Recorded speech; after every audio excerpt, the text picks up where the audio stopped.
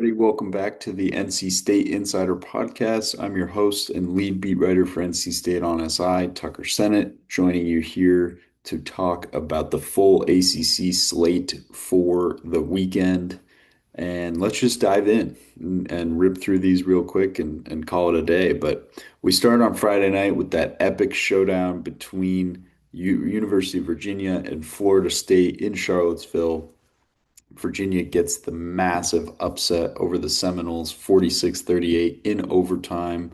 The Cavaliers, just an incredible performance, incredible game, back and forth, crazy plays right and left, crazy officiating, some tremendous use of that ACC replay center technology that they have with ESPN, where we get to go inside the replay center, see what's going wrong or what's going right, and really find out how that all works. Really cool stuff. Chandler Morris, an absolute gamer. Um, this kid, you could tell against NC State back in the day in that game a few weeks ago. Um, he had some serious moxie, but he does take a lot of risks. And when those risks go right, you beat number eight Florida State in a massive upset. And when they go wrong, you lose to NC State throwing an interception in the end zone. So really a wild start to the ACC slate this weekend. Moving on to Saturday, the day started with another crazy one. Georgia Tech coming from down 17-3 to beat Wake Forest and probably maintain that ranked status. They won 30-29 with an overtime win. Some controversial officiating in that game.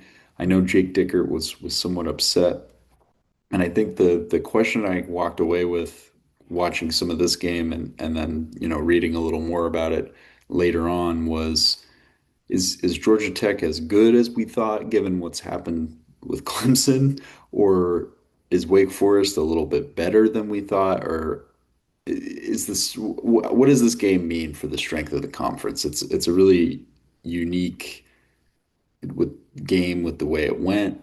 Um, Obviously on the road for Georgia Tech.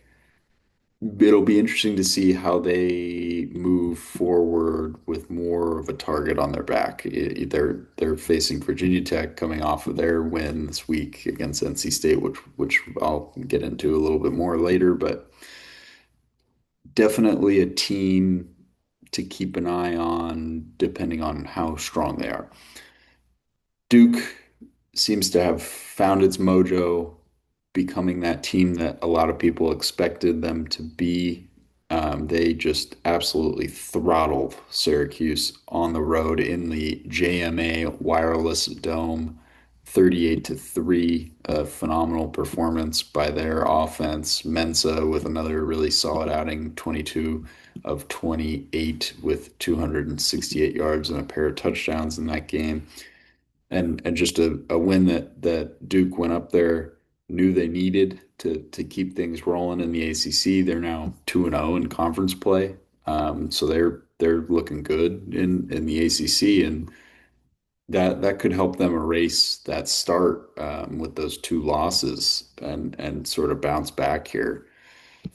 Then you got a really gritty win by Louisville, scoring 14 unanswered in the fourth quarter to come back and beat Pitt 34-27. Miller Moss threw the ball 51 times in this game. They really couldn't run the ball super well, but he got the job done when he needed to. He threw three touchdowns and got the Cardinals the win.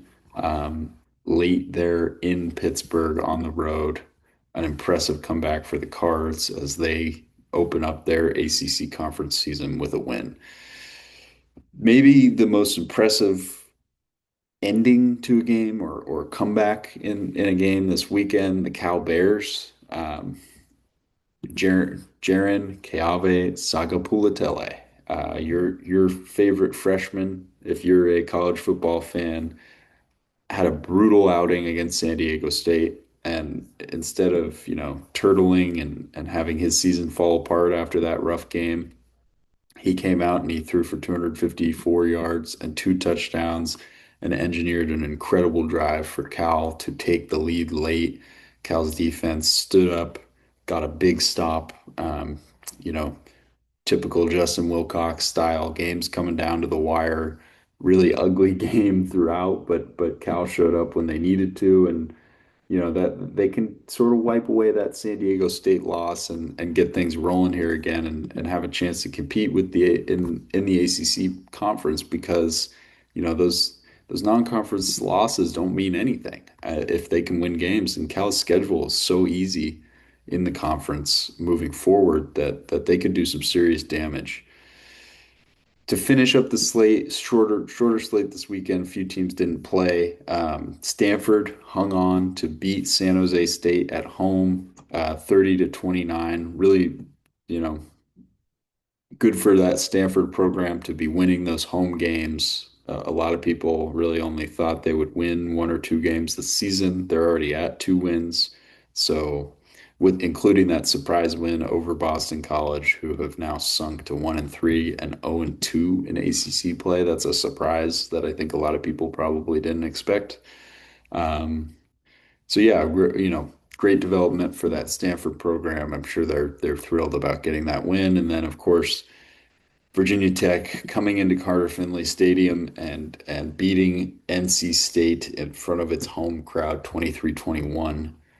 An embarrassing loss for the Wolfpack as they fall to 1-2 in ACC play, with that win over Wake Forest and the two losses to Duke and Virginia Tech, entering a really, really shaky, scary part of their schedule, where it's becoming harder to see this Virginia or this NC State team being bowl eligible.